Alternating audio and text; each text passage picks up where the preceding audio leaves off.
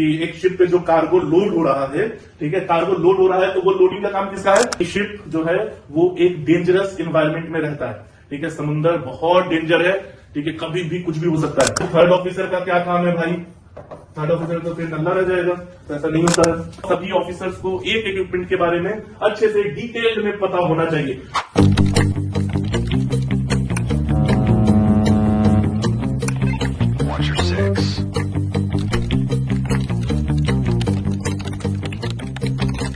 जैसा कि पिछले वीडियो में हमने मर्चेंट नेवी के बारे में डिटेल में समझा था कि मर्चेंट नेवी होता क्या है और रिस्पॉन्सिबिलिटीज क्या क्या होती हैं डिपार्टमेंट की, तो इस वीडियो में हम लोग बात करेंगे रैंक्स क्या क्या होते हैं मर्चेंट नेवी में और किस रैंक का क्या क्या रिस्पॉन्सिबिलिटी होता है, तो इसको हम लोग थोड़ा डिटेल में समझेंगे। तो आप जैसे देख सकते हैं यहाँ पर है डेक, इंजन, गैली। जहाज पर 3 डिपार्टमेंट होते हैं। अब गैली को हम लोग जनरली डेक में ही समझ लेते हैं, ठीक है। अब ये जो 3 डिपार्टमेंट है इसका हम आपको पूरा अच्छे से रैंक वाइज समझा देते हैं। सबसे पहले डेक डिपार्टमेंट में जो सबसे ऊपर होते हैं वो होते हैं मास्टर, ठीक है।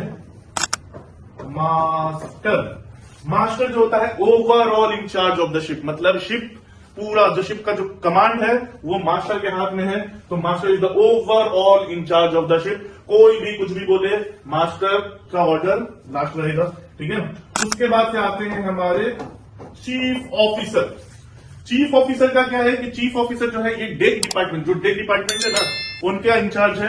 मतलब डेक से रिलेटेड जो भी चीजें हैं, डेक मेंटेनेंस है, कार्गो रिलेटेड चीजें हैं, ये चीफ ऑफिसर के अंडर में आती है। जो भी डेक पे लोग काम करते हैं, डेक डिपार्टमेंट में काम करते हैं, वो सब के सब चीफ ऑफिसर के अंडर आते हैं। चीफ ऑफिसर डिसाइड करेंगे कि किसको क्या काम करना है। जहाज पर मेंटेनेंस होना है तो क्या मेंटेनेंस होगा, जितने भी प्लानिंग है सब चीफ ऑफिसर करेंगे।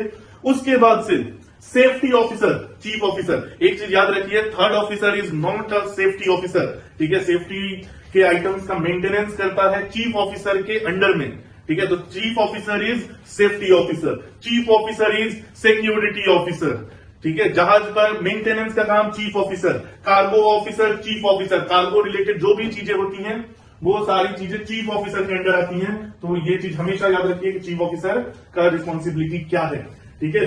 उसके बाद से मास्टर, चीफ ऑफिसर, उसके बाद से आते हैं हमारे सेकेंड ऑफिसर, ठीक है। सेकेंड ऑफिसर का क्या काम होता है? जैसे हम लोग आपको बताएं कि पिछले वीडियो में कि एक शिप पे जो कार्गो लोड हो रहा है, ठीक है, कार्गो लोड हो रहा है, तो वो लोडिंग का काम किसका है? चीफ ऑफिसर का। कैलकुलेशन का काम चीफ ऑफिसर का। लेकिन जब वो कार्गो लोड हो गया है और मान लीजिए हमको मुंबई से दुबई जाना है, तो मुंबई से दुबई जाने का जो ये पैसेज है, जो रास्ता है, वो डिसाइड करेगा सेकंड ऑफिसर। डिसाइड नहीं, वो पूरा प्लान करेगा, जिसको बोलते हैं हम लोग पैसेज प्लानिंग। तो सेकंड ऑफिसर पैसेज प्लानिंग करेगा और पूरा रूट बनाएगा। उसके बाद से मास्टर वेरीफाई करते हैं, ठीक है।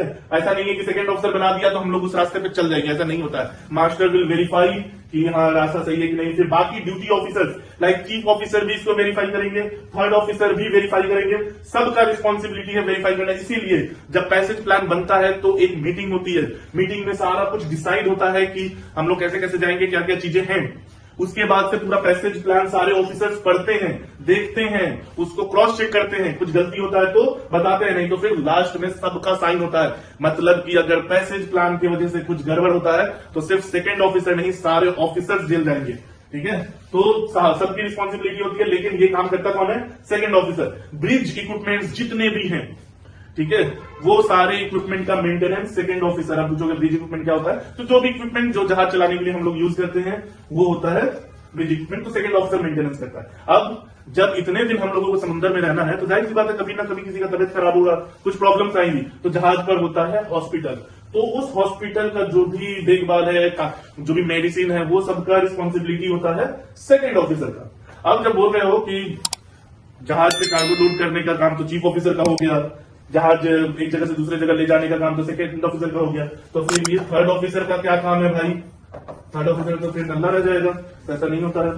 अब जहाज, आप लोगों को पता होगा, ये फैक्ट है कि शिप जो है वो एक डेंजरस एनवायरमेंट में रहता है, ठीक है। समुंदर बहुत डेंजर है, ठीक है, कभी भी कुछ भी हो सकता है। अब यहां पर आप समुंदर में काम कर रहे हैं, कोई भी अगर इमरजेंसी आता है तो उसके लिए आपको हमेशा प्रिपेयर रहना पड़ता है। तो जहाज पर बहुत सारी चीजें होती हैं सेफ्टी से रिलेटेड, तो थर्ड ऑफिसर का काम होता है उन सब चीजों का मेंटेनेंस करना, उसका सर्विसिंग करना, like LSA life saving appliance, FFA fire fighting apparatus, ठीक है, और भी सेफ्टी की जो भी चीजें हैं वो थर्ड ऑफिसर करते हैं।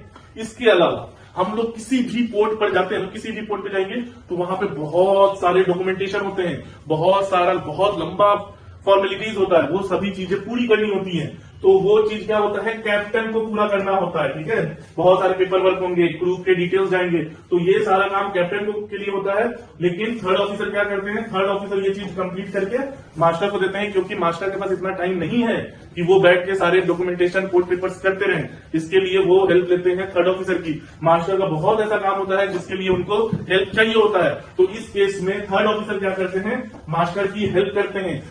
सर्टिफिकेट्स अरेंजमेंट में, जो भी सर्टिफिकेट शिप पे आ रहा है उसको अरेंज करके रखने में, उसका जो भी कोई सर्टिफिकेट एक्सपायर हो रहा है तो उस सब चीज में देखभाल करने में, अकाउंट्स में हेल्प करते हैं मास्टर की। तो एक तरह से कहा जाए तो मास्टर का असिस्टेंट है थर्ड ऑफिसर। ठीक है, उसके बाद से थर्ड ऑफिसर के नीचे भी एक रैंक आता है, वो होता है कैडेट। डिक कैडेट जो है वो जहाज पे ट्रेनी ऑन बोर्ड होता है, मतलब एक ट्रेनी ऑफिसर है जो कि ट्रेन हो रहा है ऑफिसर बनने के लिए। तो इसका काम क्या होता है, ये जो कैडेट है ये चीफ ऑफिसर के अंडर में सारा काम सीखता है। चीफ ऑफिसर के साथ वॉच करता है, चीफ ऑफिसर के साथ मेंटेनेंस का काम देखता है, चीफ ऑफिसर का पेपर वर्क में हेल्प करता है। तो एक तरह से कहा जाए तो कैडेट जो है चीफ ऑफिसर को उनके हर काम में असिस्ट करता है। यही नहीं, सिर्फ चीफ ऑफिसर को नहीं, कैडेट सेकेंड ऑफिसर के साथ भी काम करता है, थर्ड ऑफिसर के साथ भी काम करता है, क्योंकि इसके बाद उसको बनना है थर्ड ऑफिसर, फिर सेकंड ऑफिसर, फिर चीफ ऑफिसर, मतलब कि उसको सारा काम आना चाहिए। अब आप ये सोच रहे होंगे कि जब सेकंड ऑफिसर का काम है इसका क्या कहते हैं पैकेज प्लानिंग का, तो थर्ड ऑफिसर को इससे क्या लेना देना, नहीं, थर्ड ऑफिसर को भी आना चाहिए। सारे ब्रिज इक्विपमेंट थर्ड ऑफिसर को भी पता होना चाहिए, सेकंड ऑफिसर को भी पता होना चाहिए, चीफ ऑफिसर को भी पता होना चाहिए और मास्टर को भी पता होना चाहिए। क्योंकि ब्रिज पे जो भी इक्विपमेंट्स हैं वो सभी को ऑपरेट करना है, क्योंकि सेकंड ऑफिसर तो सिर्फ 8 घंटे रहेंगे ब्रिज पे, बाकी के 16 घंटे थर्ड ऑफिसर और चीफ ऑफिसर को भी रहना है वॉच करने के लिए। तो उस टाइम पे उनको भी ये सारी चीजें पता होनी चाहिए, इसीलिए कैडेट को ये शुरू से ही सिखाया जाता है और सभी ऑफिसर्स को एक इक्विपमेंट के बारे में अच्छे से डिटेल्ड में पता होना चाहिए। तो ये है पूरा कहानी डेक ऑफिसर्स का। ठीक है, अभी हम लोग सिर्फ ऑफिसर्स के बारे में ही बात किए हैं, अभी हम लोग इंजन के बारे में अगले वीडियो में बात करेंगे। अगले वीडियो में हम आपको बताएंगे इंजन के जो भी डिपार्टमेंट है उसमें कौन कौन सी रैंक होती है, कौन सी रैंक डेक के किस ऑफिसर के इक्विवेलेंट होती है। ठीक है, तो बने रहिए हमारे चैनल के साथ, बाकी फॉलो एंड सब्सक्राइब कर लीजिए। कमेंट में बताइए आपको अगर इसमें से कोई रैंक कुछ चीज मिस हो गया है, कुछ समझ में नहीं आया है तो कमेंट कीजिए, हम आपको किसी वीडियो में उसको अच्छे से एक्सप्लेन कर देंगे। चलिए tata bye bye, take care.